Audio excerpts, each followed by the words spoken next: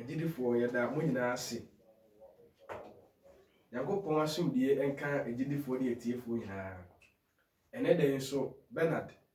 ana otumfo Nyankopɔn se yɛmfa asɛm bi emfa mbrɛ mo. Na wasiesi asɛm no de ama na asɛm pakani onwaso bi a ene da yi de mesere se obi a wo channel no se obeklik video we so na se wanya video obebehwi. Obenya mtobase na obehwe video no nyinaa de akɔ ewie. Nyankopɔn asiesi asɛm bi de ama yɛ bra panyi bi a friend Theophilus Frimpong Mensa. Enti ebesere se ne edusua a Nyankopɔn de nam ne so ede ba ne nyinaa ne se kwan e befa so ehun otufo Nyankopɔn na ɔbɔ soro ne asase no se woyɛ Kristoni no. Kwan be na obefa so ayden ehun say nyam anase kwan be na obefa so identify nyame a ɔbɔ soro ne asase se wo fra wo ogidi ni anase Kristoni no. Ede na ma wo hu se we na bɔ soro ne asase. Eti ebra ye nche hu ne bema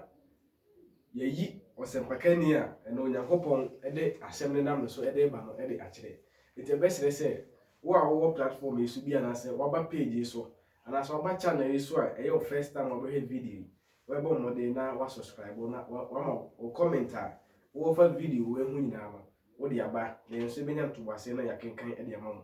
Ye besere ne eno mabɔ mpaye ebra osempakani no eba no.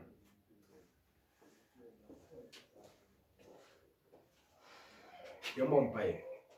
Ene Awurade Nyankopɔn ene de nso ede wase. Ode akonya nso ama yɛsɛ famra beti wo asɛm. Yɛsɛ ose bibi o ma akoma na entiase a asɛm yɛde be o benya mu entiase ne hunmu na sɛ opie no aka sɛ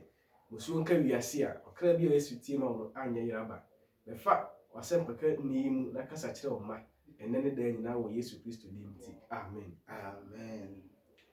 Wasɛm paka ni ready e beka sɛ ene ne first time a ɔba channel Yesu ti. Ne kropa Ye ma wo akɔaba e de ba channel Yesu eso. ya eja. Yes, enti de Onyankopɔn asiesie de ama wo sɛ fama wo ma no. Kwan no abi obetimi e de ama wo ma. Amen. Amen. So adofo Nyankopɔn enhyira obi bia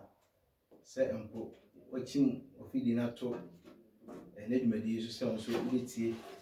na yenyina yɛ ho aduro san sɛ enche na de obaba no wanyaba. Yes. Esacha ya adwen adesa yaba adekye nso aben ye di adanse se enche na papa no apie won anim nyam Sanity. na homboa ben e na ye menum ye wadwuma ye kusi se Yesu beba anase ibu atoa no. Amen. Amen. Nti unyana dika bompai dada nti ye nche ho ebetoa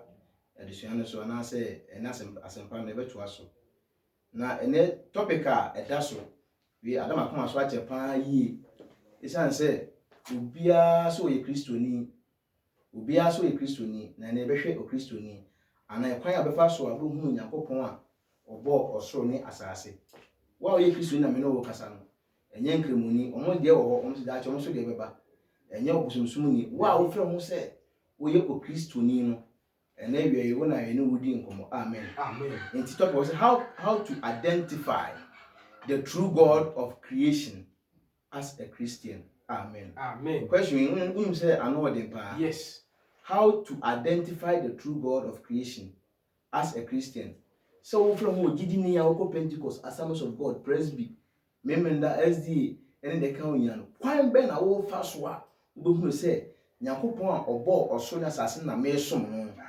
And I met Jagamo, a jack chrono, I did Yesu Christ DNT. May so many Nyakopon or Bo or Sonia Assassin. Enti, Adisuan, Yebekum, na afi na wie ne bemu se nyame a wo so no e do boss na saase ana se wa kasa wo man afọ akwan so e so mbonsam. Hallelujah. Amen. Enti ye nche ho no ye behwe Isaiah chapter 55 verse 8 to 11 na ye kohwe adekode a asemkora e wo ho. Amen. Isaiah chapter 55 verse number 8. 55. Yes. But you ain't Nyankopɔn asɛm. 8 to Isaiah 11. chapter 55.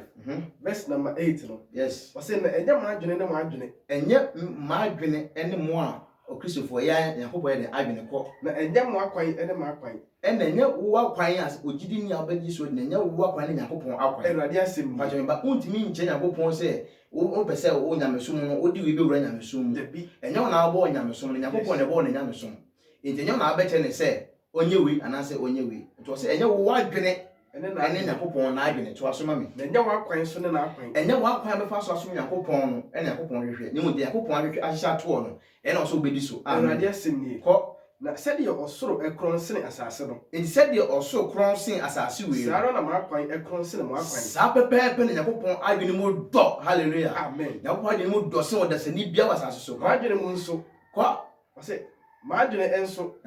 ɛso sene mo adwene adwene da metrim a mede bɔ me wiase na mede toto me so mo hyehyɛ no ɛso sene ewiase de nyinaa to aso verse number 10 ka na sɛde osuo ne nsukyerɛma efiri ɔsoro egu fam na sɛnea osuo ɛtɔ egu asase so Na ana nsukyerɛma ɛtɔ egu asase so no na ensa ne enko hɔ bi na ɛntimi saa nsuo no ntimi saa afro kɔ ɔsoro bi mu no gye sɛ ɛfɔ asase gye sɛ nsuo no bɛfɔ asase ɛma ne from anobayɛ ba ansa ɛma aba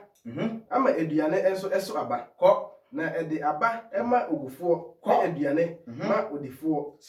Sara na masɛm a efiri manum no ɛbɛyɛ nti Onyankopɔn sɛ sɛnea nsuo ɛtɔ firi soro bɛgu asase so yes ana sukɔtwea ɛtɔ gu ɛfam na ɛnane da ne nsuo na egu asase ma nnuabayɛ de etimi ba no Sara so na asɛm so ɛma kwa ɛba ɛwɔ botae nti a ɛde ba yɛto asoma ɛre nsane ɛma nti asɛm no etimi saa nkɔ Onyankopɔn nkyɛn gye sɛ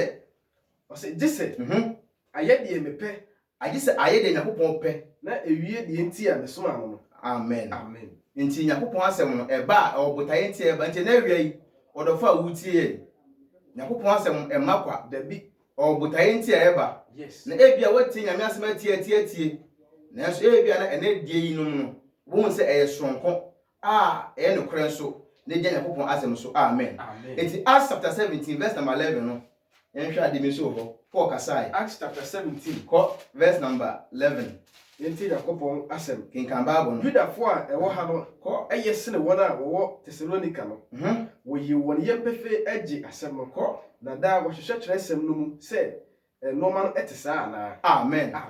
Bible sɛ Judafoɔ a wɔwɔ ha no wɔyɛ sene wɔn a wɔwɔ Thessalonica no yes wɔn deɛ sɛ sɔfo no preach a wɔto wɔn bo ase fa Bible no biebiem na wɔatwerɛ quotation so yɛ den akɔ fie na kodu fie a wababa Bible no hwɛ sɛ de sɔfo no kan no ɔdaadaa yɛ ana sɛ ɛyɛ nokorɛ ana yes enti ɔdɔfo asɛmpa na ɛba no mesrɛw fa Bible uni Bible de quotation ɛba ne nyinaa nyadagye ɛbrepɛ mu no saa hwɛ biem na kyerɛ ne nyinaa ne kɔ Bible no bi na hwɛ sɛ ensɛm na yɛka no ɛyɛ nokorɛ because ɔsom adɔso wiase na obiara so na adwene a ɔde ebu na aso ne mbra hallelujah amen na anɔpa yɛhwɛ Nyankopɔn adwene a ɛwɔ onyamesom mu 1 Timothy chapter 4 verse number 13 1 Timothy chapter 4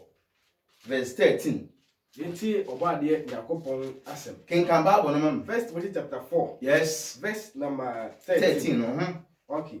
yɛnti ɔbaadeɛ Yakobɔn asɛm mpacho kɔ mam Bible say bata akenkan ɔse yɛ mata akenkan afutuo ɛne nkyerɛkyerɛ oyi sɛ ɔbɛba Nyankopɔn ana Yesu ɛbɛyɛ dɛ ɔbɛsan amen enti kyerɛsɛm wei na ekura yɛ no Bible sɛ yɛ mata ho abere nyinaa ne kenkan pade wei na obi John 5:39 ama yɛ ɔse yɛ mata akenkan afutuo ne kyerɛkyerɛ goso bɛba eti ogidi ni apɛ sɛ onya nkwaje no otia sɛ onya nwuye no adombre wɔ hɔ ma sɛ hwehwɛ Bible no mu yie ne hu Bible no mu nokorɛ because atro bebre awuro nyamesum ama ene nipa won twentwede na ye fili se de ye no so ye okay ba awiye no ene ebehunu amen John chapter 5 verse 39 John 5:39 ko mo hyehyɛ kyerɛnsɛm no mu efiri sɛ yes wo tusu sɛ mo ɔdan kwa ɛwɔ ko na ɛno na edimi adanseɛ Yesu so ɛkasae ɔse ye nhwɛ kyerɛnsɛm no mu yes efiri sɛ Yesu sɛ ye wɔ eden ye wɔ dan kwa ɛwɔ mu amen intanopa yi ene wie enye me ne nkemuni na ɛkasa dabi ne mu kakra bɛfa no ho amen ba wɔn so di ankasa so yɛ den da hɔ no ɛnyɛ me ne obusumsum ni mi na ɛkasa me ne obi a ɔfrɛ no so ɔyɛ okristoni no book Bible ya yɛ nyinaa yɛsua no me kɔ Pentecost amenya bi wɔ hɔ me kɔ Assemblies of God bi da hɔ me kɔ Jehovah's Witness menya bi wɔ hɔ ɔsoma ho do wiase nyinaa Bible kura ne nyinaa yɛ den yɛ yusu ɛna Bible sɛ Yesu sɛ yɛnhwɛ twɛsɛm no mu efisɛ Yesu sɛ yɛ wɔ daa nkwa agum na saa nsɛm no so da twɛsɛm yɛ aso na di Yesu ho adanse amen ene na odofo ma me no kɔ Bible no mu we introduction afi ne be wura de na adusua na nkasa mu na topic ne say how to identify the true God of creation as a Christian amen so kwan ya be pass o Kristoni bo hunu say Nyankopɔn yɛ bɔ so na sase na me de me so mu no enti yɛn kɔ Bible no mu na me summarize na me kakra ehwe Genesis chapter 1 and ba na yɛ genkan Onyankopɔn ɛbɔ ne so ne na sase da di kan ɔbɔ han ene esum da toso mienu obo soro toso miensa obo asase to aso abesi nsia no obo onipa a ye nana Adam ene Eve amen owie no odon dua ejintrom na asomdwe ne trene wo wiase na mboni eni wiase ene kopem se ebra obonsam ene breye se obetiti onipa ene Onyankopon ntem hallelujah amen na bronsam eye ya dada ye nana Adam ne Eve ama duaba anase emra hyema wo mo ejintrom no omubu so ema boni ebae ene Onyankopon epa mo mfi ejintrom wo nanso Adam no ho emra bi enu se ampa Onyankopon boss na asase no da so ye nkwafo hallelujah amen na odi nyamsom so etete ne ma no ema mba fode kwa Onyankopon omuwu achi no so no ema asodefo sa be sore na ano odene Onyankopon ye se sa de a sabes no hunu Noah nkuto se ona trene o trenim o sa pepenso no eti Noah ebe ye o trene sa abre no Onyankopon ka je ne se onye apam adak apam kan se ehyen na odi so ye na ebe se wiase hallelujah amen Noah ye se ne etie no obodawuro befisha oha ne aduonu nanso odasane bia nipa bebiri ayede anya de sachira se obeti de Noah ayede eka no kosi se Onyankopon edi insuo ese ewiase hallelujah amen na insuo na chi no nipa onyankwaje nipa maako enwotwepe Noah ene ne yere ena ne mema miensa ena ne mama miensa no nso mema miensa no nso eyere no mu na yese enwotwe Noah ne yere mienu ne mama miensa ne eka wana ba ye enum ena ne mamensa no so eyerenom emiensa na ba be ye nwotwe saa akofo nwotwe na nyankwaje insuyire no mu na Noah so ene ne ma no etna asia so Nyankopon adu pepenso bi omuwu ko no na afi atuate asa aba ewiase biem hallelujah amen na ye nka Genesis chapter 10 verse 1 to 8 ne hwade Genesis chapter 10 verse 1 to 8 verse number 1 ko o se na yene mi Noah emma ko Sim Ham ene Yafet awon twatwaso na insuyire no echi no insuyire no echi no wo emma won wo emma won ko Yefta emmanie Goma ne Magog ne Madai ne Yawan ko ne Tubal ne Mesek ko ne Taras verse 3 ko na Goma emma ene Askinas ne Rafat ko ne Tugama verse number 4 na Yawan emma ne Elisha ene Tarsis ko ne Kitim ko ne Donim verse number 5 ko yenum mu ana wenum mu ana insuano amana man no efri ekopete won asase so medase ko sade won mu ebiara kasa ene won emusua etie medase won amana man emu ko verse number 6 na ham ene Kus ene Mizrim ne Put Canaan na Kus Agasi all should be mama Ham verse 6 but you tell me pa na Ham emma ene Kus Ham emma shene so mama Ham ma ene Kus ene Mizrim but mama adekunja make Ham wasem no ehia pa wadehwan Yesu en yes it be say wo hia hon so mama yi sasi was verse 6 be mama Genesis chapter 10 verse number 6 what say na Ham emma ne Kus ne Mizrim ene Mizrim ne Put Canaan ko verse number 7 no na Kus emma ene Siba ene Hawila ko ne Sapta ko ne Rama ne Saptika ko na Rama emma ene Siba ko ene Didan ko verse number 8 verse 8 ntinye na Kus ewo Nimrod ena Kus Ham eba Kus ene Kus ena Kus ebe wo Kus ba ebe wo Nimrod chane so mami ono na ofri ase sa Nimrod Bible so na free ase eye otumfo asase ebe otumfo asase so kane hallelujah amen the first emperor a oba asase so a na ne ho odin na ne ho ohu Nimrod na Ham eba ene no Ham na wo Kus ena Kus ebe wo Nimrod no sa Nimrod yanka ebe kana wase bakra ye hwe Genesis chapter 11 verse 1 no Genesis chapter 11 verse number 1 koba kama bono na asase so fo nyina ya anokro na asase so fo nyina ya anokro eka kasa kro na otu kwan efa apoye no hu asase tembe se edasi na asase so na wotena ho ena wotena pro no se won ho se na wo se won ho se ewie mo menye ntanya na yento na ntaya no emaye na ntaya no emaye abo na emaye dotie ko ena wo ka se ewie mo chichiri kro na yento abantenten na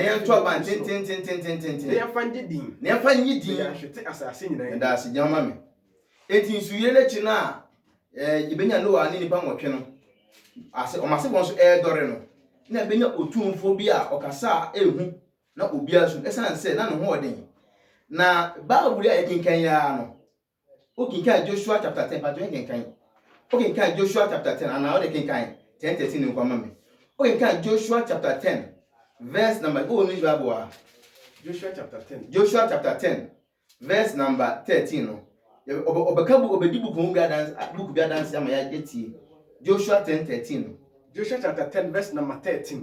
Na owia twene. No owia etwene. Na osrani ginae. Ko e de kosi se. Edom no eto won atamfo so re. Ko o se wan twere yei tefo enwoma no. Wan twere yei emfa hye tefo enwoma no. Yes. Yekwohwe English no. Joshua 10 verse 13. And the sun stood still and the moon stayed until the people had avenged themselves upon their enemies. Is not this written in the book of Joshua? Hallelujah. Amen. So you read the book of for 2 Samuel chapter 1 verse 18 to come. 2 Samuel chapter 1 verse number 18. Enti Onyankopon asem. 2 Samuel chapter 1 verse 18. Yen ko book no. Say no kra na. 2 Samuel chapter 1 verse number 18. Okay. Yen ko hwa de bi so. Enti Obade Nyakopon asem ko. Chapter 1 verse 18. Okay. Bible ka asem wo say. Na o ka say won fa enkyere Yuda emma. Ejan dwom. Yes. Wa twere no tefo enwoma no. Amen. Amen. Make it English no. Or say 1 Samuel chapter 1 verse number 2 Samuel chapter 1 verse number 18. Also he bade them teach the children of Judah the use of the bow. Behold, it is written in the book of Joshua. Amen. Enti Bible no edi book on bia dance na yan ko bebre onya daaje a okọ on na be download book no wa kenkan. So we read the book of Joshua na o use word be panjim Hebrew kasa meaning against. By yen Holy Bible and yen Bible okay Genesis chapter 10 verse 8 na o say otumfo a odimu Onyankopon anim. But we read the book of Joshua now, see, he was against the Most High. Hallelujah. It's not saying Nimrod Kuri, Ebra, Atalia, and Pamu, Adam, if he didn't true, or Yatadesha Adam. After then, Ebedi, Methuselah, and some, and a bedi no one, some. No one else a woman, and or the man, Ham, a year free as that kind of. Now, Ham, so about Kush, not Kush, about Nimrod, no, and a Kush at the man Nimrod said. Atalia na Adam Ocean ni o kinka the book of Joshua na sana o fa kire na ebra Nimrod e sha atade no ahode sonko e bewura ni mu a na odasani bia dimi nya na ni mu asase so iti ne ho be ye din to the sense say obi biara ni obetu ga Nimrod anim e de kopim say abra okun no ogigi ngro efa no ahanta ne dwe e ba ni mu e ma ne fom Yakopon akwan sase otu abosom ene abosom ayere anante. Hallelujah. Enti odne ho e ma abosom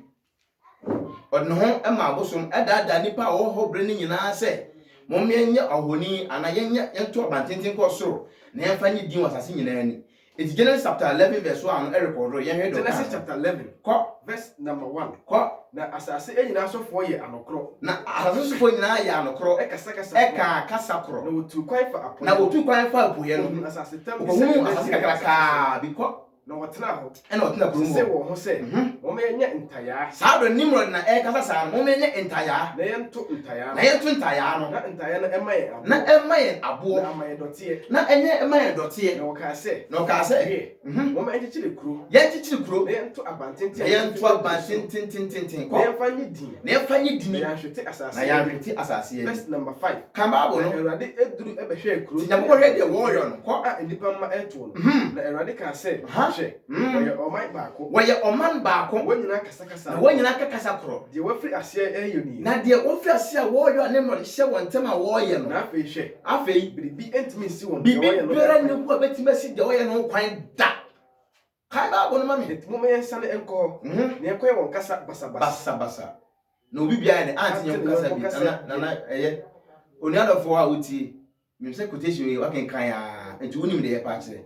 Yakopon ye kasa basa no na enye edan potre a ye esi akọ so nti ena Yakopon ye sa na mom eye abosomsom ene osoma na adiverte ewura be fufura efri Yakopon akwa mu no na yɛhye Nyankopɔn ase daa bi sɛ mɛtumi ahwete wɔn mɛtumi astɔpo wɔn de wɔn yɛ no ho deɛ a ɛnna agye sɛ mmɛmɔ kasa yɛ den basabasa na wefa ne baag na ɔkɔ na wefa ne baag na ɔkɔ a de wɔn yɛ no ɔmɛ den ɔmɛ gya hallelujah nti ɛbaa saa ɛma Nyankopɔn bɔ wɔn nyinaa hwete asase ani nti edu mmerɛ bi no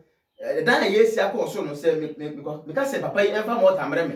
na kɔfa nsuo ba ɛsan sɛ wɔn ti meka sɛ nti no na confusion yɛ den aba sɛ Nyankopɔn to odin Babel ahyɛ ne sɛ basabasa nti sɛ me asantini me kasa ama asantini bi te sɛ me ka ne krom kasa na me ka ne kasa a ɔno te ase a na yɛmienu yɛafa yɛn de ntoma yɛ den abɔ yi mu na yɛpɛ baabi afa broni a ɔka borɔfo nso hyia ne yɛko broni ɔka borɔfo a na ɔmotoma abɔ ɔmotoma ano na ɔmo nso yɛ den apɛ baabi afa saa ne benya nipa kyikyɛmu na obi ahwete asase nyinaa ni amen na ade baako a na ɛyɛ na awerɛhɔ ne sɛ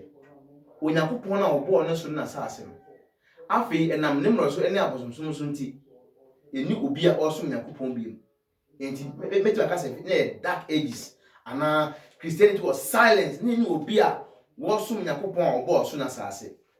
enti Nyankopɔn hwɛ din na de ɔmu biam so nie ebra obi afa na bosom hyɛ ne moto mu na wɔkɔ no esanse na ne mmoro ay introduce abosomsom ayɛ de ama ɔmu nti no ebra yɛ kasa basa no obi akɔ no obi apida na bosom na yɛhwɛ abosom no bi yɛhwɛ Egypt for gidi sɛ ɔmo Nyankopɔn a ɔbɔ ɔso ne asase wo sɛ yɛkwasi asɛm yes Nyankopɔn na ɔbɔ ne so na asase afi nipa divert yɛn kae ne biemu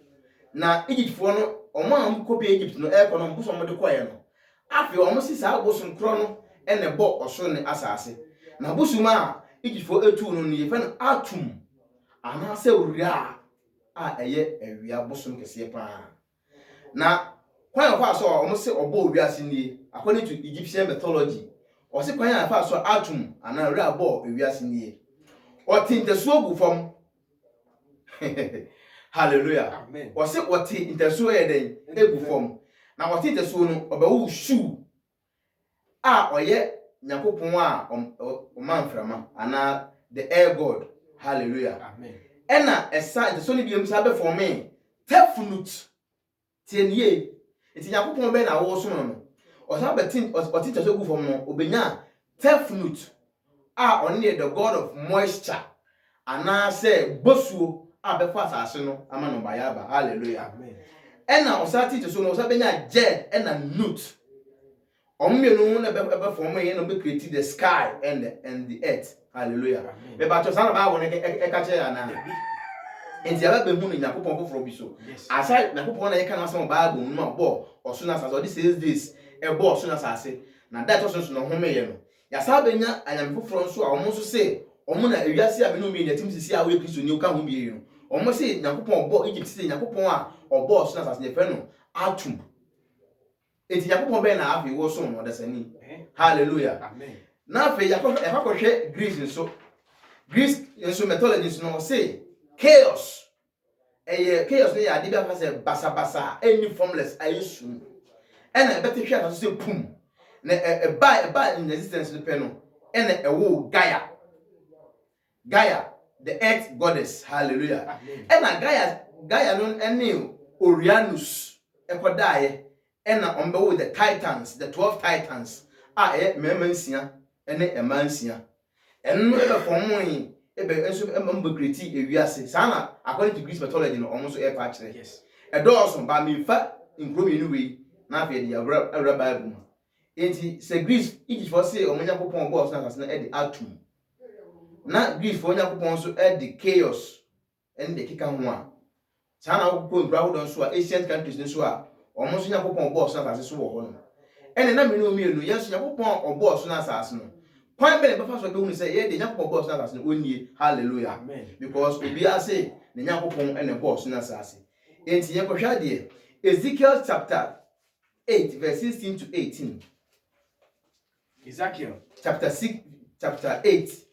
verse 16 to 18 ɛnyanum tie nie enti Onyankopɔn asɛm mpacho kɔma me chapter 16 yes to 18 pacho Ezekiel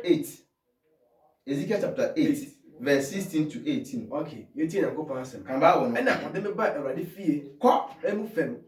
aba nwa so pacho kamba wo no Awurade asɔre dan ano. Onyankopɔn asɔre dan ano. Entra no ne afɔrebukyia no ntem no. Antwano no na afɔrebukyia no ntem. Mmarima aduonu enum. Mema adununum kɔ A won echi ekyere Awurade asɔre dan no. A won echi ekyere Onyankopɔn asɔre dan. Ɛna won anim ekyere apoye fam. Ɛna ɔde won anim akyere apoe baabi a awia epie firi ba. Kɔ wakoto akyere apoye resɔre owia. A wɔkoto akyere apoe ekoto sɔre hwan owia. Hallelujah. Amen. Enti abosom ahodo a yɛbobɔ ɔmo di nyina ɔmo se ɔmo na eklem sɛ awia se ɔmo de ɔmo na bɔɔyɛ no.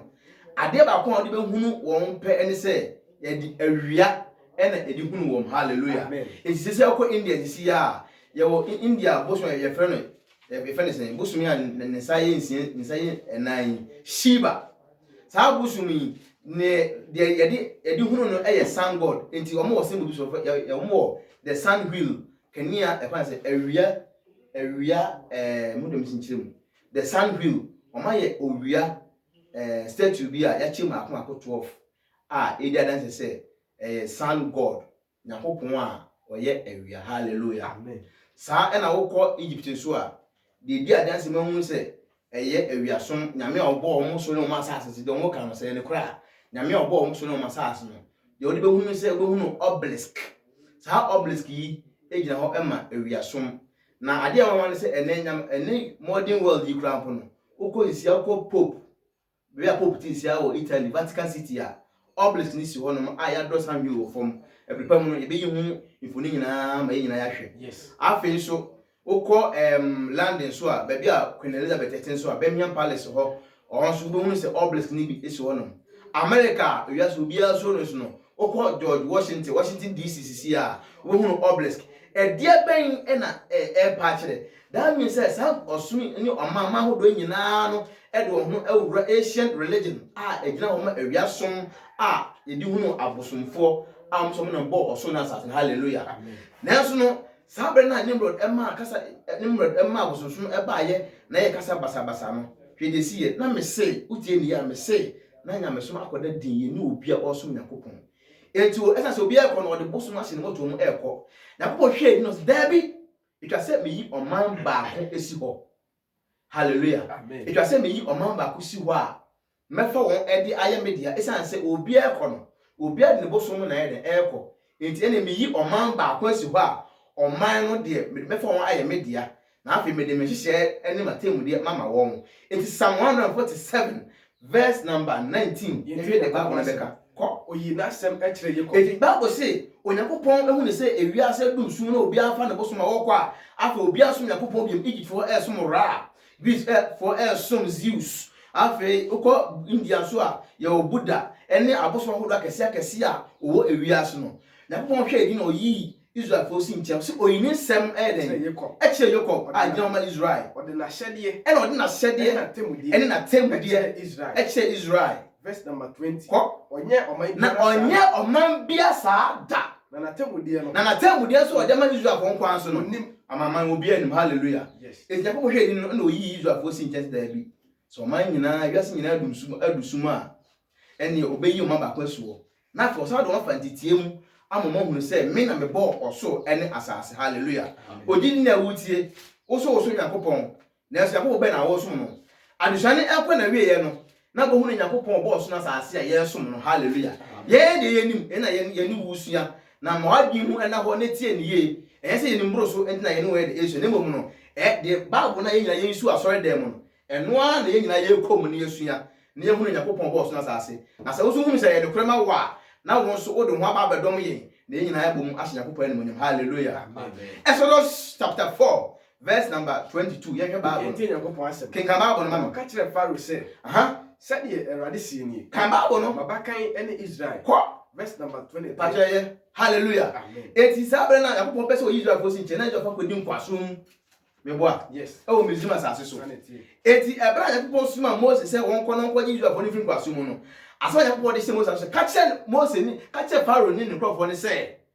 ɔma mabakan no Israel mabakan no ɛnkɔ na wɔn kɔ so me pakyɛ sɛ sisu bi ma me Ɔse Exodus 4 verse 22 no na Moses ɛka kyerɛ Pharaoh sɛ Moses ka kyerɛ Pharaoh sɛ sɛdeɛ Awurade Nyankopɔn sie. sɛdeɛ Awurade Nyankopɔn asie nie Mabakan ne Israel. me mabakan ɛne Israel. Hallelujah. Amen. Na sɛ nyame sum mu no Israel Yakupon Abakan. Sanity. Before I'm simple to Ghana how the Sani Wuti or the Sena Wuti me once when you be a awesome. If you be a buy what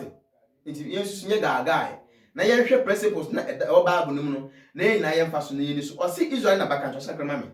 Verse number 23 ko o say na me se mo say enti me se mo say ma me ba enko so me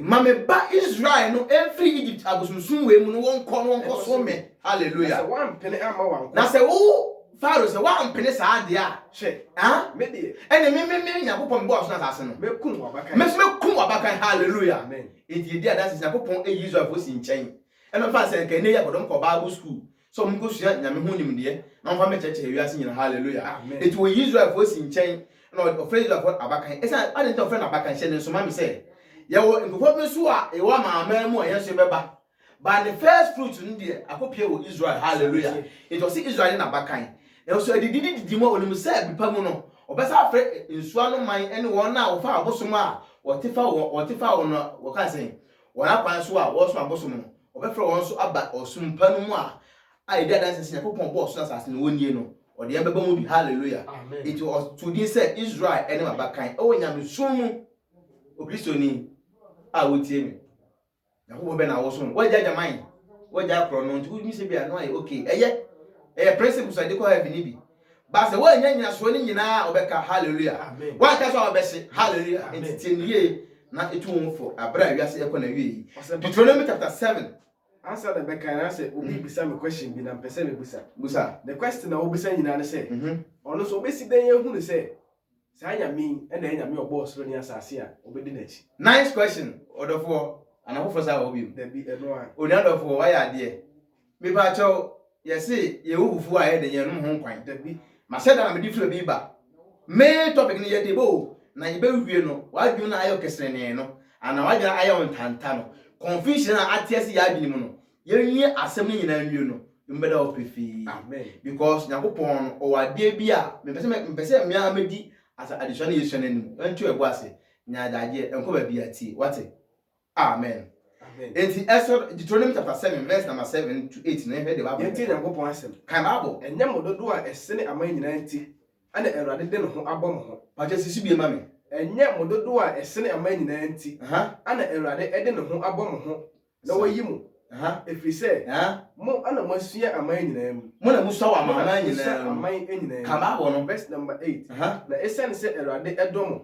na odi ne ntam odi ne ntam a okam ejanom eso no enti ana Awurade de ne nsa din eyi mu na oje mu free nkwafie free Misraim ehene Pharaoh nsem amen enti Yakopon ka change you abra oyi mfumo oyi free kwaso odo mo ba na odi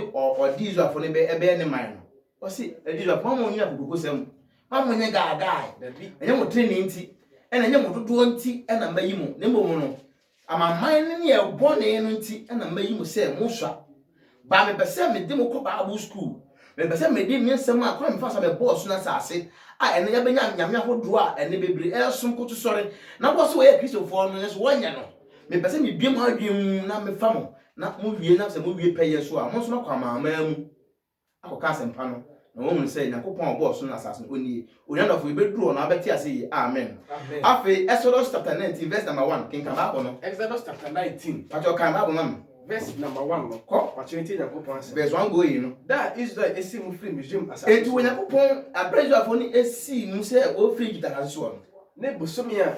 okay ne bosomi a etoso emiensa bosomi etoso emiensa mu pepepe ana woduru zina esre so ko na wotu efri Refidim na wotu free Refidim no tie nie pa wo ba zina esre so ena oba sena bepo so ebe kire insraban ena oba kire insraban na se ombe bo tent etna asase no ma bre na Israel kire insraban bepo no enim ho ko na Mose efroko Yakopon enchen ena Mose froko Yakopon enchen na Awurade efri bepo no eso efrem se ena Yakopon efri bepo so frem Mose se ka kire Yakob fie na ka kire Israel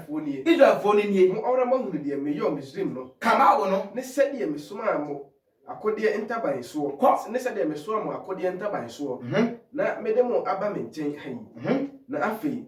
se bo betie me ne na mo di mapam so a esi Israel muntie Yakopon sise mu betie me ne na mo di mapam so ene me de ene meyamo ahode efri aman nyina memo ahode efri ama na ejada se Ghana for nka ho Dabi. Israel Togo for nka ho Dabi a. Greece for nka ho Yes. Egypt for nka ho Sanity. say Israel for beti Yakopon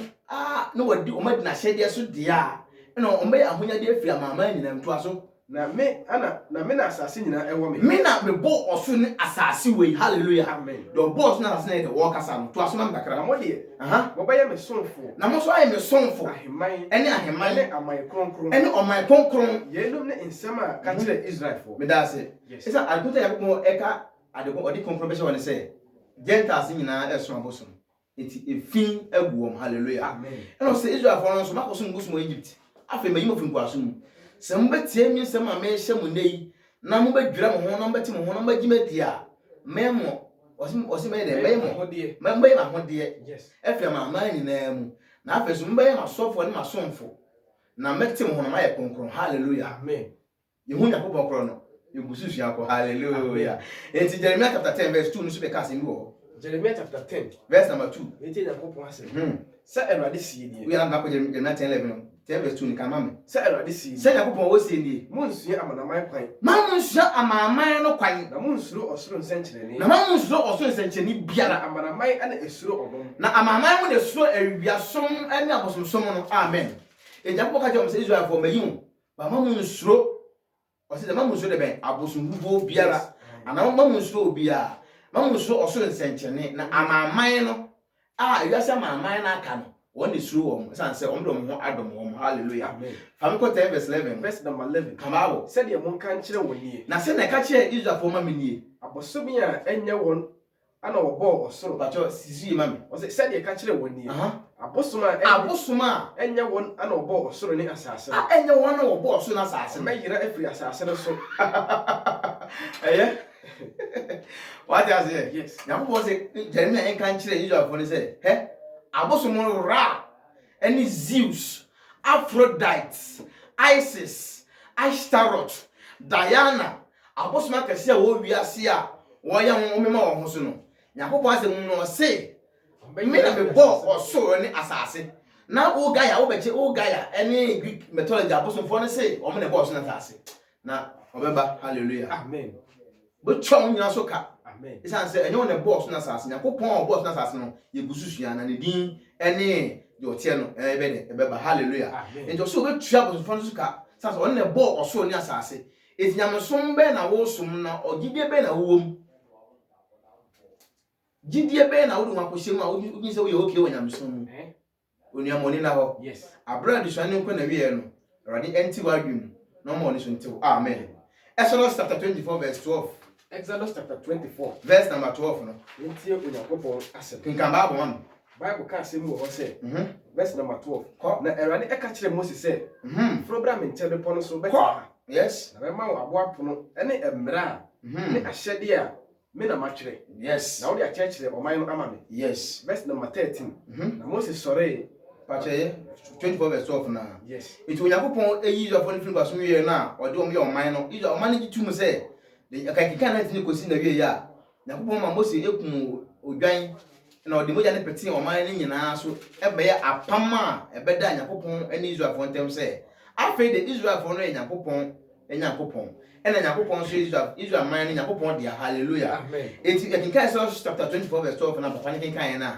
ɔsɛ na Onyankopɔn ɛka kyerɛ wɔn sɛ ɔbɛma wɔn ahyɛdeɛ mmaransɛm a afei ɛbɛgɔvene Israel na Onyankopɔn ayɛ wɔn Onyankopɔn hallelujah Amen. Exodus chapter 32 verse 15 no so yɛn kɔhwɛ Exodus chapter 32 verse number 15. kinkan baabo Na Mose ɛdane ne ho firi bepɔ na no so. Mose dan ne ho bi pɔ no so Na adanse apono mmienu. na okura adanse pono me papa yɛ ti asɛm ne yɛ okura dan Adanse apono mmienu ne nsam. okura deɛn Adanse apono mmienu. okura adanse pono menu ɛwɔ ne nsam to aso Aboa pono a watwerɛ no afaanu. abɔ pono a watwerɛ na afaanu Watwerɛ so aha ne ha. watwerɛ so aha ɛna ɛha Verse number 16. verse 16 no Na apono no yɛ Onyankopɔn. na abɔ pono na ekura Mose nsam no a watwerɛ no Ɛyɛ Onyankopɔn adwuma. ɛyɛ Onyankopɔn nsa no adwuma yɛ adwuma Na atwerɛ no yɛ Onyankopɔn atwerɛ. na atwerɛ Onyankopɔn atwerɛ A wakukyerɛ no apono no a so. wɔhwehwɛ n'apono so Yes. amen Amen. eti mmara Onyankopɔn de mmara nsɛm du ma Israelfoɔ no nkwaa saa abere no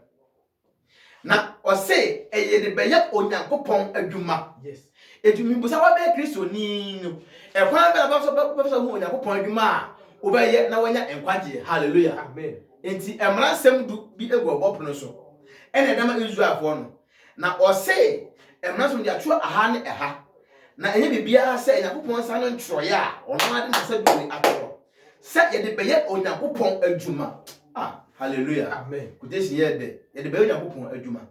yɛbɛhwɛ adwuma kora ɛwɔ saa ɛbuo no mu Exodus chapter 20 verse 1 to 8 no yɛnti Onyankopɔn verse 1 to 18 yɛnti Onyankopɔn asɛm kenka Bible mmara nsɛm eduru kɔ etira asɛm no Onyankopɔn ka nsɛm nyinaa sɛ to aso mene Awurade Onyankopɔn many Awurade Onyankopɔn abi yi ofiri Misraim asase ma free Misraim nkɔfie mu ɛnyɛ na me foforɔ ɛnka me ho ɛnyɛ me so nyame foforɔ ɛnyɛ ohonyini biara mɛnyɛ ohoni biara biara ɛwɔ ewiem kɔ ɛwɔ ɔsoro anaa deɛ ɛwɔ asase so yes ɛwɔ ɛfam anaa deɛ ɛwɔ nsuom ɛwɔ asase asensɛsoɔ biara ɛmfa so wɔ ho nti yɛbɛnya baako mmara nsɛm edu ɛna ɛwɔ abɔpono so ayɛ bɛ Nyankopɔn adwuma ɛna ɔse yɛnyɛ adeɛ wɔ soro fam anameboa ɛnyɛ ohonyini biara number 2 ɔse mɛnyɛ ohoni biara yes kɔ ɔse deɛ ɛwɔ asase so wɔ deɛ ɛwɔ asase so ɔde wɔ ne hunu anaa deɛ ɛwɔ nsuom wɔ asase deɛ ɛwɔ nsuom wɔ asase ɔde wɔ ne hunu ne nsɛsoɔ biara mfa hwɛ na wɔammɔɔdo bia so sɛ fish ɛnkoto wɔn mɛnkɔto wɔn ɛnso wɔn na mɛnso wɔn na so me Awurade Onyankopɔn kɔ me Onyankopɔn de nkotwofo me Nyankopɔn ninkumfo a tia agyanom amumuyɛ so ka yes mefa ɛma so ekosi awo ntoatoasoɔ mmiɛnsa ne ɛnan a wɔtane me so verse number 6 kɔ na meyɛ mpempem a wɔdɔ me na memeyɛ bepema wɔdɔ me na wodi me mmara nsɛm so ade enti ɔdasani a wuti me na awia yi sɛ obeti Nyankopɔn ahyɛdeɛ Kristo na me na wɔkasa no sɛ obeti Nyankopɔn asɛm na wodi na hyɛdeɛ so a kɔ verse number 7 ɛmmɔ Awurade Onyankopɔn din kwa sisɛsi so mam biem 6 ne sɛ na meyɛ mpempem a wɔdɔ me na wɔyɛ dɛn na wodi me mmara nsɛm so no yɛ wɔn adɔyɛ enti sɛ obeti Nyankopɔn asɛm ɛna awia yi na alusane nkɔ na wiye no obeti Nyankopɔn ahyɛdeɛ so a ɔbɛyɛ wadɔyɛ amen ɔbɛmɔ Nyankopɔn nso yes kenka verse 7 no ɛmmɔ Awurade Onyankopɔn ɔsɛ din afei nso no matɔ so yɛ ne yɛmmɔ Awurade Nyankopɔn din kwa na Awurade ɛmma wɔn a wɔbɔ ne din kwa na Nyankopɔn ma obi a ɔbɔ ne din kwa ɛfa no tɔtɔtɔ da ɛnso ɛnɛ obi ne mpena hyɛdeɛ mu a na yɛdi agorɔ na ɔdɔ asɔ no wɔn ɔba na bɔ ma ha wɔsi ɛmɔ Awurade Onyankopɔn din kwa ɛnie sɛ Nyankopɔn ɛyɛ ɔboafo ɔboa ne ma abra nipa kɔ ho yɛhia mu edi sɛ edumre bi na sɛ okristoni ana ɔtini bi tiam Awurade gyeme a otware ne ho sɛ ne ba ɔtini no ɔha na ma ne hunu mu a na ne ma hyehye no na wagye ne ntem hallelujah na ɛso wo ni ha na ma ne hunu mu no mpra na hyɛ dem na wabɔ na so ɔbɔ na mu Awurade na mu nya kɔnfo ɛba saa ɔso obetua wo so ka hallelujah amen no sɛ wo yɛ tie ma no dia obehyira wo amen to aso ma me verse number 8 verse 8 no kan homeda ti ha ye ne hyɛ no so ma me ɔse kai homeda na yɛ no kronkron na yɛ no konkron ɛnɛ nɛsɛ yɛ adwuma woyɛ mesini a bato me ba woyɛ mesini a koyɛ mesi adwuma yes woyɛ doctor a koyɛ doctor adwuma woyɛ be provincial akɔtena no nɛsia yɛ adwuma wo dɔfo so akɔ ne koyɛ mo adwuma kɔ yɛ wadeɛ nyinaa na yɛ wadeɛ nyinaa na ɛtɔ so nso nanso kai ho sɛ da ɛtɔ so nson no yɛ homeda ma ɛyɛ homeda ma Awurade wo Nyankopɔn ɛnyɛ adwuma biara ɔse ɛyɛ dɛ adeɛ ɛyɛ homeda ɛma Awurade Onyankopɔn hyɛ wɔn so ma me ne bɛba yes ɛnyɛ adwuma biara ɛnyɛ adwuma biara wo ne wo ba bɛni wo no wo ba bani wo ba ba wo ba ba wakoa wafena ne wo mmoa wo oho ne wo mmoa ɛne wo hoho a wo ofie apono mu kɔ na okay na nansia na Awurade de yɛ ɔsoro ne efese nɛsɛ na Awurade de yɛ ɔsoro ɛne asase ɛpo ne di ɛwɔ mu nyinaa ɛne nɔɔma a ɛwɔ mu nyinaa homeda ɛtɔ so nson na Nyankopɔn homeda ɛtɔ so nson ti na Awurade Nyankopɔn ɛti Nyankopɔn hyira homeda twaete nie wɔhyira homeda ɛda bi na ɔyɛ ne kronkron wɔhyira da bi so na wateta no ayɛ ne kronkron yes yɛnya hu da korɔ dabi amen ɛti Nyankopɔn hyira homeda na ɔyɛ ne kronkron kɔ verse number 12 na ɔsɛ wagya ne wo nani enti afi abrante di wagya ne wo nani na wo na aware na asase so ɛnkwa ɛda ma wo watumi di amen kɔ ɛnsɛe awadeɛ afi nso ɛkɔsɛ kɔfɔ obi yere ana obi kunu ɛbɔ korɔ no hwɛ na ɔkɔ wie obi adeɛ pɔpansa yɛ adwuma kɔ ɛne wo yɔnko ho adase mu wohu sɛ wo yɔnko bi ɛyɛ bɔne yɛ akɔnkyɛ kɔka ɛnyi ho adanse kuru mu ɛma w'ani mbrɛ wo yɔnko fie hwɛ w'ani ammerɛ yɔnko fie ɛma w'ani mbrɛ bibi bia yɛ wo yɔnko dea iPhone nkɔfa ɛnyɛ wo dea dabi wopa wo sɛ ibɛne kɔtɔ bi toa so verse number 18 verse 18 na no ɔman no anyina ehunu nanso ne nyinam ɔma ne hunu apra anaa ne anyinam ɛne anyinam a ɛpaapaayɛ torobɛnto ne totorobɛnto ne ne torobɛnto a efiri bepɔ no ɛne wisie no kan Bible na ɔman no ehunu yi na ɔma ne hunu yɛ no no ho ɛpopoe wɔn ho popo sɛ ohunu Nyankopɔn bɔ so asase ne ho ohu ankasa na wɔkɔgyina akyirikyiri na ɔkɔgyina akyirikyiri ɛna ɔka kyerɛ Moses na sɛ ɔka kyerɛ Moses sɛ wo ne yɛn nkasa wo na wo ne yɛn nkasa Moses ne yɛbɛtie na yɛbɛtie wo ɛma Onyankopɔn ɛma Onyankopɔn ne yɛn nkasa o masa ɛfiri sɛ sɛ yɛbɛwu toa so verse number 20 ɛyɛ me da ase enti yɛhunu yɛkenkan Exodus 32 verse 15 no ɔse apam aboapam no ana emrasem du na abomi ne kura Moses no ye de be ya cho ye de Yakobon sa na ye de atro na de be ye Awurade de adwuma hallelujah na adwuma na wo mu na yakenkan na yakenkan bebre abosomsom a wo se yehwe ho firi ho ye me ni mrade o se ye kai homeda eda se ne so ma me ye kai homeda na yenye ne konkron afa ye hwe Genesis chapter 2 verse 7 na ye ko hwa de bi ho no Genesis chapter 2 verse number 7 ko na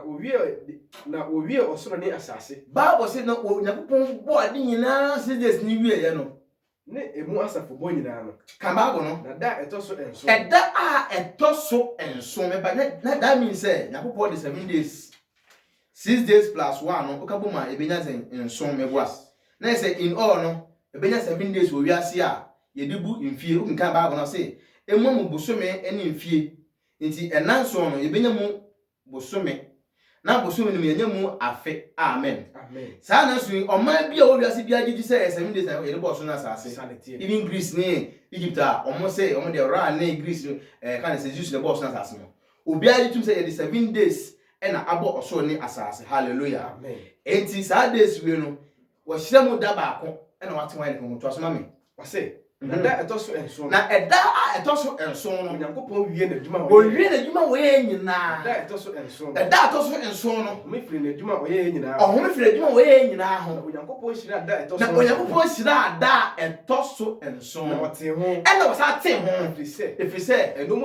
na wa ho firi oye nyina ho amen amen onya hunu Yakobon kro no onya hunu eda no da bi ekususua nyabotawate yes amen amen it was see yo da di ka wan hira no da bi da to so mi no ere wan hira no yes me sa wo hira na da bi ena wan hira no enum eni nsia wan hira no yes ba eda bi a etoso enso no wa hira saa da no ena wate saa da no ho ena wa ye ne konkron na edia da se inya sabe na onya menya Israelfo no si nchen e5 na sem dunu e ma wo mo hallelujah no onya fa Israelfo no si nchen emfa na pam en na tem de na hyede e ma wo mo enti e ba saa no Yakobon bo an national assassin wo hyede be si wonum se e bedu owiase ma ama nyina e de saa da no e be hye na nimonyam hallelujah enti ye ko hwe Isaiah chapter 58 verse number 13 onya tie nie Isaiah chapter 58 verse 13 verse number 13 ko enti oba de Yakobon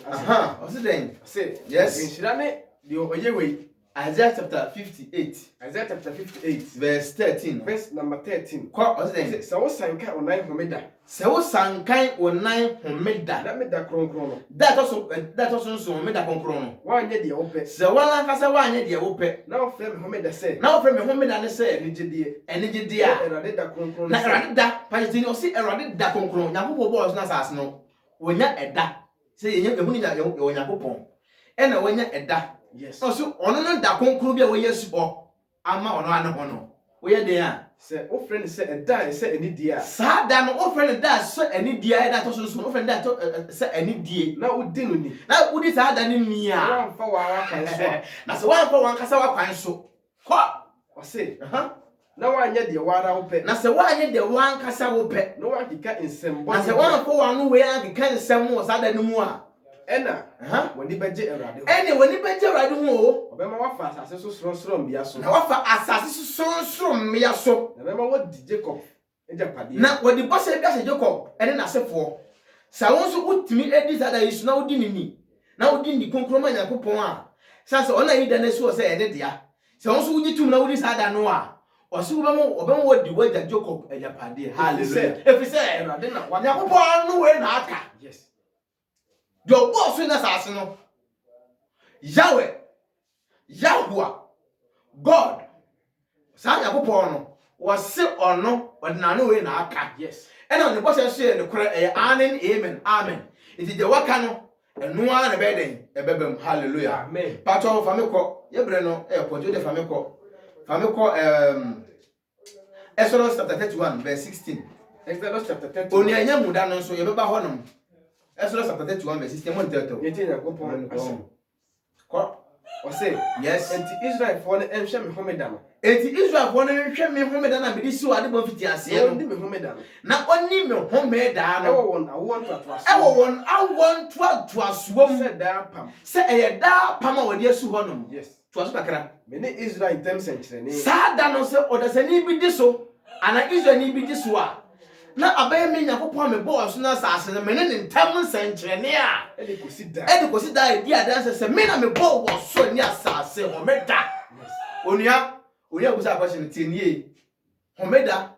ɛyɛ da yɛde hunu de ɔbɔ ɔsoro wei ɛne asase. As Kristo ni a wagya tum so ne Nyankopɔn bɛ nante no. Wɔsɛ homeda ne yɛ ɛda a wɔde yesu ha. So obi fa no odi so a na ɛdi adanse sɛ Nyame afoforo adɔɔso. Na mmom wodi homeda so a na abɛyɛ sign, abɛyɛ covenant, abɛyɛ apam ada woni Nyankopɔn ntam sɛ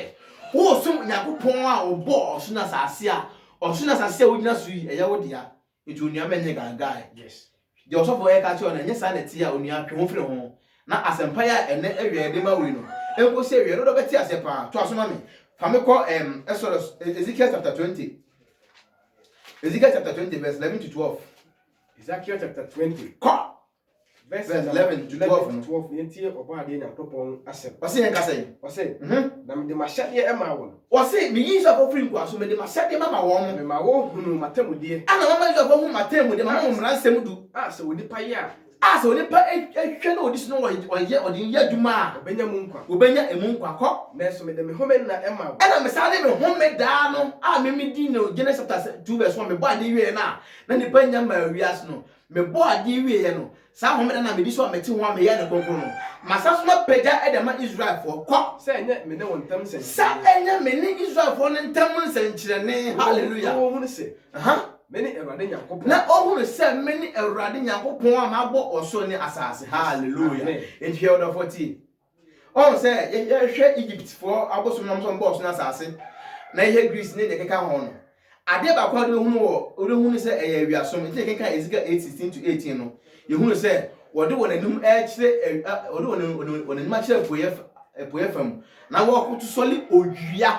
owia hyɛ no so yebedu hɔ no hallelujah afa me kɔ Exodus Ezekiel chapter 21 verse 20 Ezekiel chapter 20 verse number 20. Ezekiel 20 10 year of 4 Yentie Nyankopɔn asɛm. kama abɔ no mam Ɔsɛ, na monya me home na no kronkron. afei ɔsɛ monya me home na no konkron Na ɛnyɛ me ne mu ntam sɛnkyerɛnne. na ɛnyɛ me ɛyɛ me ne mo ntam nsɛnkyerɛne na mo hunu sɛ Me ne Awurade mo nya. me ne Awurade mo Nyankopɔn amen Amen. na afei with way dia na Nyankopɔn bɔ ɔsna asase no before a obehunu no no ɛdama wogya dama a kamara sɛm du no ho abɔ pro na kɔgye ba ya ka ho wom wogya pro no a wom ayɛ ade Pentecost ni ayɛ ade pa Assemblies of God ni ayɛ ade kɔsana sɔre ɛwɔ wiase nyina ma ayɛ ade san sɛ bebreja dama agya pro no agya wudie nanso no wonya nwie pɛyɛ panifasa hyɛ ne kɔ James chapter 2 verse 7 na nhwɛ ade James chapter 2 verse number 10. ka Bible no Ɔsɛ de obedi mmara ne nyinaa. ɔsɛ odi mmara nyinaa soɔ Na ɔbɛto baako. na ɔbɛto baako wɔ mu no Ɔde ne nyinaa. na wɔde ne nyinaa hɔ fɔ onua because say ukɔ Pentecost ana kɔ me bodin na me modin ukɔ sɔre ahodo bebree ne mu a ɔmo gyi sɛ mmaransɛm do ne engu yi nanso eduru da ɛtɔ so ana homeda no nko ade ɔsɛ ne deɛ Yesu Kristo baayɛ no enti no atwam na ɔsɔle nkɔsɛra na ɛne yɛde so yanso ka tɛ bi sɛ wɔn quotation na sisi a oni nyina so bi a wɔyi aba na adesua ne nkɔ na wiɛ no wobɛte nsɛm na se yi pa afei yɛkasa no ase yɛbɔ Israel fo di nti wɔn bɛka sɛ ɛna Yakobɔ de homeda na ma Israel fo nko a nanso yɛ saa na teɛ Israel fo no deɛ ɔsɛ yɛ started adesua no ɔsɛ kenkan Exodus chapter 4 verse 22 no ɔsɛ Israel na bakan nyame mu ɛne nyamesom mu ɛne trini mu no ɔsɛ ɔde Israel fo ayɛ ne first born afei yɛbɛhwɛ second born for no so yɛnkɔhwɛ 1 Peter chapter 2 verse number 9 First Peter chapter 2 verse number 9 no okay yentie Onyankopɔn asɛm. kenkan Bible Na mo de ɔsɛ na mo deɛ moyɛ abusua a wayi wɔn. moyɛ abusua a wayi wɔn Ɔhene asɔfokuo. ɔhene asafo patɔ si atifi asɛm no so ma me ansa Ɔsɛ First Peter chapter 2 2 verse verse number 9 yentie. te topic no kwa ti wode tie ne ti Kristofo papa no. Kristofo papa no Ɔyɛ nokora Israel. wɔyɛ nokora wanya Israel. enti Kristo ni papa bɛn ɛna wo wiase hwan na bɛfa so bɛso wo onyam so na wo so no wo de ne papa ɔsɛ Kristo ni papa no ɔyɛ nokora honhom Israel ni Kristo ni papa a ene amaman a yeso bata Israel for ho no ɔse Kristo ni papa no ɔyɛ ne kura Israel ni kankan baabo no na wo de ɔse na mo nso mo de wo ye abusua wayi wo afei ya ka yesu kankan nyame ɛna asase ya gendu ɛn de keka ho e kan sɛ aboso ahodo gu wiase no yesu nso mo no ana ka enim Yakobon ɔse wɔhwɛ mu din da bi sase Israel na bakan a ɔde nkyekye ne ma ɔmo wie no ɔmo wie pɛyɛ no ɔde bi nso aba so yenso amaaman mfo nso yenso so sɛ yenso yamra Yakobon ɛna ase ne meti na asɛm ni na hyɛdeɛ so ɛna ɔse yɛ oyi yɛ apoe ho ɛyɛ afiri ama ewiase ɛne amaaman abusumsum no kɔ ɔhene asofuku ɛna ɔde aba ɔhene asafuku a Yakobon bɔ na asase na asafuku a ɔde asi hɔ no mo ɔman kronkron bi a oyi si hɔ no ɔde aba mu bi ɔman a wafa wɔn ayɛ ɔman a mmerɛ bi wɔfa ne yɛ wɔn de adeɛ nso ɔde yɛn nso yɛ ne deɛ bi sɛ monka de ɔfrɛ mu sɛ yɛn ka de ɔfrɛ yɛ free adom no no esum ɛba han mu esum ɛba ɛhan no mu no ɛnwɔn wɔn ɛma ne yɛ ɛnkyerɛ amen amen saa bere ka meka sɛ ka edu ɛne memre da ana fiada ka mo sɛ aboso me twɛn wo hyɛ yɛ kum gigigigigi na ebrepa mu no bre so yɛ no Yakobon asɛm no ɛtrɛtrɛ na ɛba mama mu no ebi so abedu Ghana ameno mienu aba Kristofo ɛba so Bible ya ɛne papa yi kinkan ɛno ara nyɛ saka na so ɛde bɛ ne papa mu a abɛda Kristofo ɛntem ɛna obi sum kɔsiada obi sum memnenda ɔsoma ahyehyɛ bebree na ɛkɔ so wiase yɛnti asɔfo no ensua Bible ne yɛnti no members ɛyira hɛ member bi ti asafo mu gya kɔ no gya dwamambɔ watwe no fribɔ no bebree ho nanso dabi bɛ kɔ no ama wahwɛ onya nkwadeɛ sase sɔfo no panin na wɔkyerɛkyerɛ na wɔkyerɛkyerɛ nkwadeɛ wasɛm yie no wayera hallelujah nti Yesu ka dem sɛ so ni friend kwan a o me ni na beto amenam ɛya pa ade ya ne sɛ wo de wo sɛ wo na kwampa so na awie no na wo kɔ ha na mane hunum ɛbɛyɛ ya onua ɛna awie yi metuetue waso Yakobon asɛm ɛma kwa ɔse ɛba ɔbotaye nti a ɛde ba na botaye ne wie pɛyɛ nso a asa akɔ ne nkyɛn ɔdɔfo asɛm no nkɔ na wie no mempirim akoma na yɛ nyinaa yɛmfa ne korɛ nsom na yɛntu anama wɔ nyame mu na mo gide sɛ ankyɛ na wopɛ na ne monyam a bra sister wobɛnya kwaje hallelujah amen fa me kɔ Isaiah chapter 56 verse 3 Isaiah 56 verse 3 na bi kesa sɛ bia wadweme yɛ sɛ nyame asɛm no de ma Israel fɔ nkwa na homeda ne Israel fɔ nkwa de ati asɛm Isaiah ɛbɛbɛ ka kyerɛ wo ɔse kɔ amanama mu ni a ɔde ne ho abɛbata Awurade ho no afei Israel fɔ ɛda nkye ɔyɛ first born ɛwɔ nyamesom mu nanso amamamfo nso a onso be hunu sɛ Yakobon na ɔbɔ no so na sase ntie de ho ɛkɔdɔm no no ɔse den ɛma no nka sɛ hwɛ na wo so anka wo gentle wo mama mu ni no anka sɛ tu na Awurade betu yɛn na me de me ɔde boye niama so mo so ma sɛ Yakobon betu afiri ni mam da bi kɔ na ɛma ayi tutu ni na ma nka sɛ oyi tutu ni so anka wɔ na koma mu sɛ aha me de me ɔse me dua wuye me de me dua wuye bi a me si nwura mu kɔ sɛ Awurade ɛka kyerɛ oyi tutu ni na sɛ ne Awurade ɛka kyerɛ oyi tutu ni amama mu ni Ghana ni Togo ni gentile ni sɛ wɔna aha wodi me homeda mo so a maba sɛ mo ba bedi me so me homeda na bie no na wɔyɛ na wɔyɛ ade a ɛsɔ m'ani wo na wɔyɛ ade a aso manie ba so gyina ma me yes so on sɛ ɔde mmara ne ma Israel fo no wonye sɛ bia Israel fo kan de mmara sɛm duma wɔn ne homeda ma awɔ mo yes wo so wo kra wo tie mi ya wo akɔ aso ne a mo preach na wo ka bo mo bɔ ne so a no be beta de ba ne bɔne obesi bɔne ne mmarato na de ba ne mmarato so a de ba ne mmara na masase ɛyɛ yi maako ɛmo adwaman eni ewu ɛmo akɔ na sɛ wo gyitum sɛ mmara no ntwɛn mu da na ade na wo yi ba afiri mu a wo de kɔ sɛ da ba bɛ hyɛ hɔ no yɛ kenkan ba na ba bɛti ase yi it was say wo ba bɛta Awurade ho a na wo di ne ho mɛ na sɛ ne sa ɔyɛ den ɔse wɔna wɔyɛ ade a ɛsɔ m'ani na wɔyɛ ade a ɛsɔ me Yakobon mani to aso ma apam mu na wo sɛ wo kura ma apam mu ɔse bɛma wɔn me fie ne mafasuo mu afa ne din a ɛyɛ sene mabani ne mama me da se jo se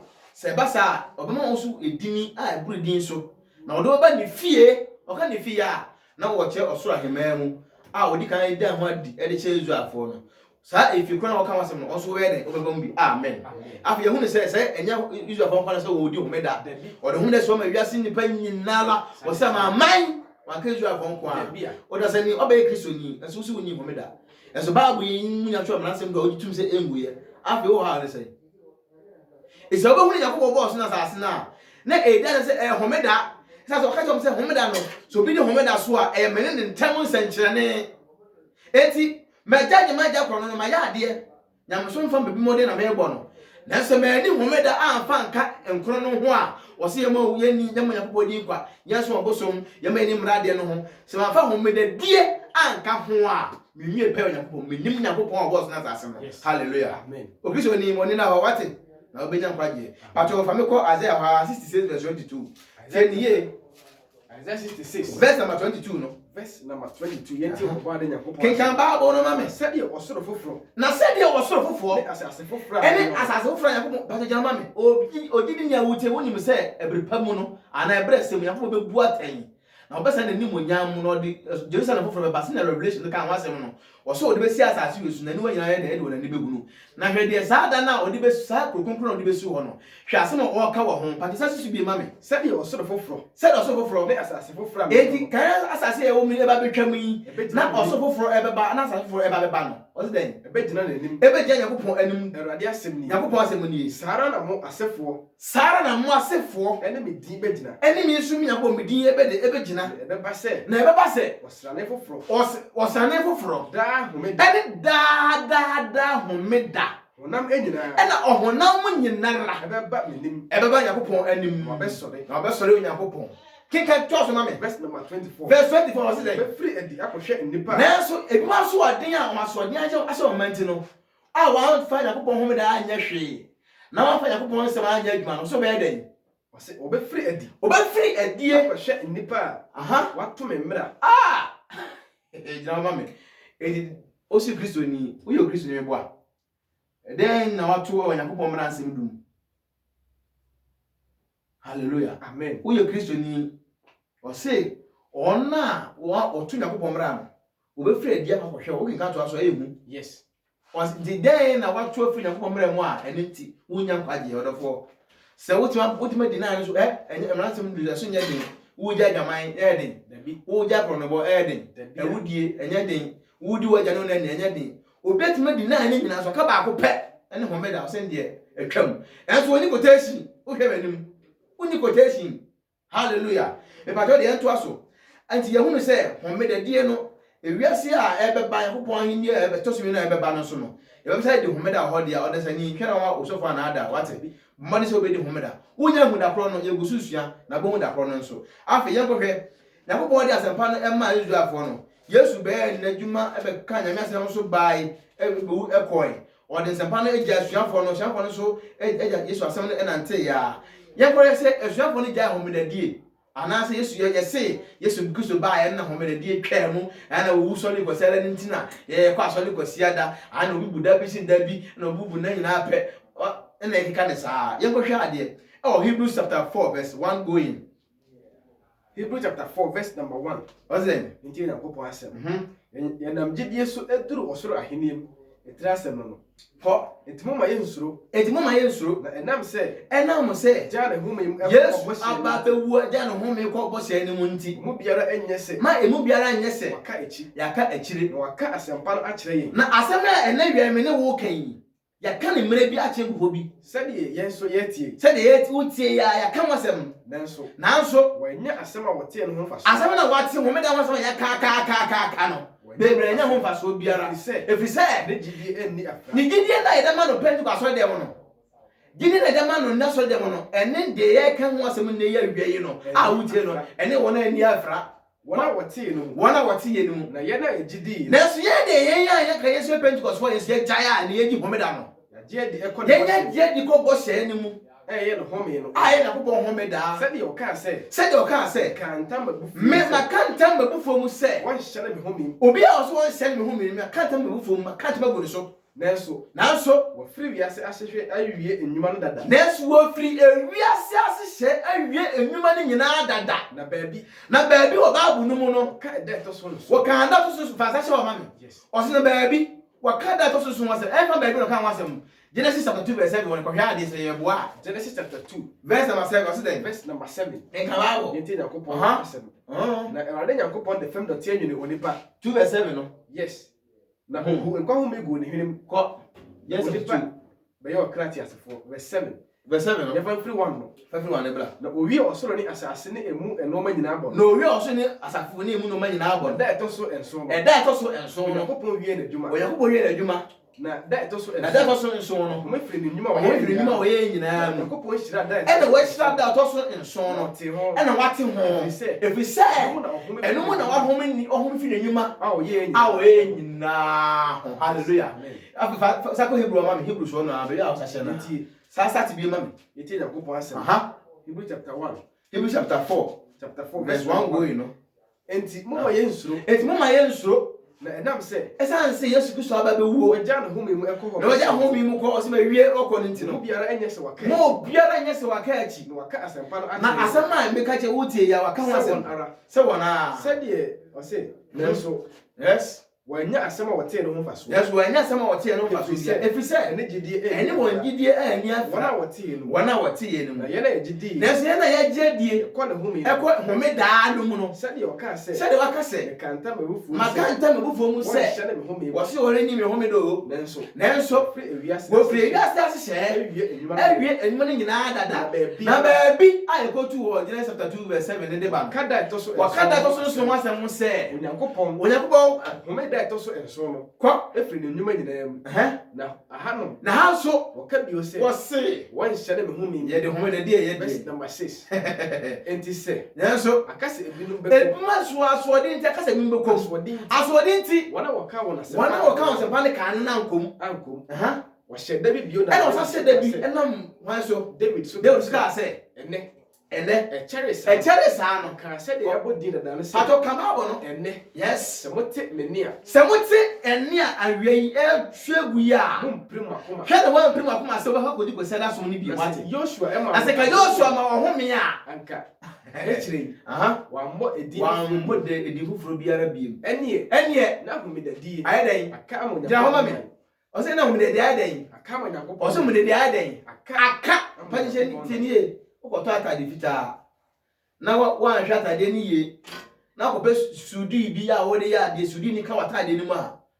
yɛwɔka sudi wo a wosi ɛnko kala bi wɔ hɔ a wobɛsiesie nkɔ na ayɛ dɛn aka mu meboa ɛna wɔkyerɛ sɛ homedadie no so a ɔno no de si hɔ ade bɔ mfiti aseɛ no ɔsɛ aka wonya honi wɔ ho ɔsɛ homedadie ayɛ dɛn aka ama aka na sɛ ɛne twɛmu da toa so no verse number 11 ɔsɛ dɛn enti mo mayɛ mmɔden saa bra 10 no bi mu verse number 10 ɔsɛ dɛn na deɛ wɔhyɛ ne home mu ɔhyɛ ne home no ɔno nso ɛhome firi nnwuma ho kɔ sɛdeɛ Onyankopɔn ɛhome firi ne nnwuma ho no yes verse number 11 enti mo mayɛ mmɔden ba tɔ de bra na ne bi ma me verse number 11 ɔsɛ na aka okay ɛneɛ yes na homedadie ɛne na homedadie no aka ama Onyankopɔn man yes na deɛ ɔhyɛ ne mu no ɔhyɛ ne mu no deɛ ɔhyɛ ne mu no home firi ne nnwuma home firi ne nnwuma sɛdeɛ Onyankopɔn so yɛ dɛ firi ne nnwuma mu amen ɛnyɛ sɛ homedadie nyɛ Israelfoɔ nko adeɛ dabi obi a ɔso firi ho Kristo ni biara no sɛ woanni homeda a wohunu Nyankopɔn ɔbɔɔ so no asase sɛ tɔm Romans chapter 3 no verse number 29 verse 21 ɔsɛ Onyankopɔn ɔyɛ Israelfoɔ nko Israelfoɔ nko adeɛ a na ɔbusa question yes gyina hɔ ɔsɛ Onyankopɔn ɔyɛ Israelfoɔ nko adeɛ a question wo de yi de wa yi ho anofa wo ti mi yi ho anofa kɔ dabi o ɔyɛ amanaman mufoɔ nso deɛ ɔsɛ wɔyɛ amanaman mufoɔ nso deɛ bi yes enti me a me gye ha me ka sɛ ya man Yesu Kristo adie no Yesu de asɛm na soma sɛ me ka kyɛ ɔsɛ ha Israel ni ɛnyɛ ɔmo nkwa na homeda ne ɔmo dia na wo a wotie mi akɔ Pentecost no wo a wotie mi akɔ Assemblies of God no homeda na yɛ wo dia na wo na wayi da bi asu hɔ na bɛhwɛ da koro no nso amen onyanya mi hyira wo Famikɔ Acts chapter 13 verse 14 to 15 yɛbɛyɛ sɛ Yesu Kristo wo akyi asuafoɔ no nso no ɔmo gya homeda di sɛ atwa mu anaa obesi Yesu Kristo wu ye no ɔsɔre ye na homeda di twam Yesu wu akyi asuafoɔ no mo di homeda ana ɔmo ani homeda tie nie Acts 13:14 to 15 no na one day ofiri peg no Chemoba Antiochia a otwam ba Antiochia no a Pisidia no wɔkɔ hyɛ dem mu na homeda ɔkɔtena ase wonya huni wɔ hɔ wose Yesu so ewu sɔre ye na homeda di atwa mu ɛna ɔda sɔre na di da ne besi wɔ so ni quotation Yesu di homeda ɛne mami ɛho nya sɛ be go to wa we Luke 4:16 bi wɔ Luke chapter 4 verse fama Oba Nazareth baabi a wɔyɛ ne no kɔ sɛdeɛ ɔyɛ daa ɔkɔ hyɛ dem Meboa. Trust is okenkan. Kai, come. Therefore Isaiah woman share in sa. I better see Sasu be mami. Sasu Luke obi. chapter 4, 4 verse 16. verse number 16. Mhm. Yakob answer. Kenka Bible ni.